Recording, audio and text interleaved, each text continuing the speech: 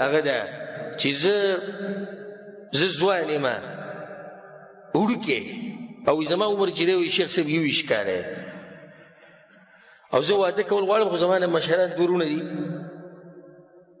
او هغوی لا ودونه نه دي کړي ایا زه اول مخکې واده کولی شم او که نه دا ښکلې مسله د پښتنو کې دا غټه جاخه ده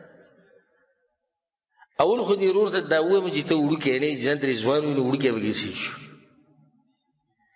او بیا زه وړوکی یم او د 21 کالو یم عمرو بن العاص رضی الله عنه چې کله واده کو د هغه عمر 11 کاله او دا اولنی زوی عبدالله بن عمرو بن العاص رضی الله عنهما د دا او د دې پلار په دې منځ کې 14 کاله فرق دی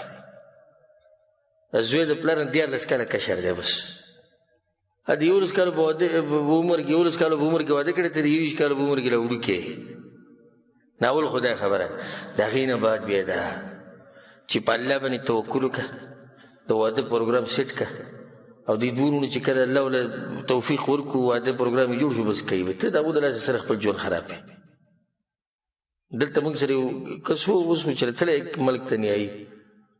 نه د هغه په دې ویښتو کې سپین لګېدلي وي که نه و دې چې د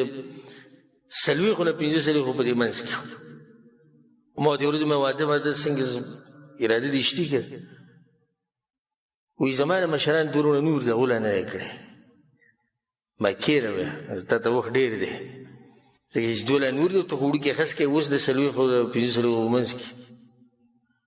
له وړوکي 50 نه سړی واوري بیا سړی سوچ شروع کړي چې واده به کوو که نه شپېتو کې چې قبر ته کوز کړي قصې ټوله ختمه شي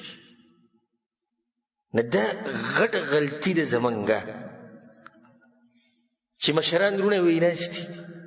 او اکثر په جنکو کې دا ډېره غټه مسله وي مشران خویندې ناستې دي خلک راشي دا کشره غواړي نه موږ یې نه درکوو ځئ ښه کله به یې راکوو چې دا دوه واده شي بیا تاسو راشي دوی به تاسو ته نه ایسي د خلکو به ډډه لګولي چې ستا دا 2 لوڼه واده شي او دا 3 واده شي بیا به په دې 4 پسې درځي په دې کمې پسې چې رالو او دغه سړی تا ته مناسب ښکارېدو جنې وله ورکړه که 3 وایي که 4 وایي که 9 او 10 وایي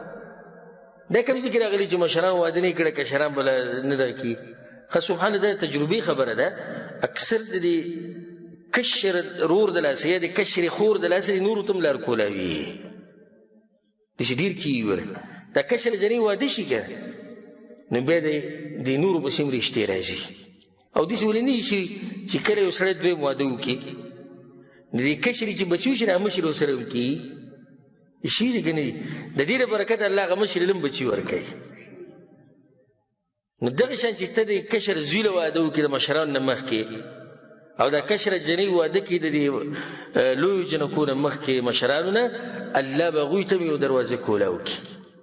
او ډېر ورته موږ دا وایو چې په الله باندې توکل وکړه د وس نه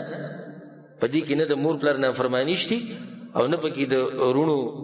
رشته پرې کول شي او که هغو په دې باندې خفه کېږي نو الله ته سوال کوو چې الله یې څه کړي خوشحاله کړي خو ته خپل ژوند مه خرابوه والله اعلم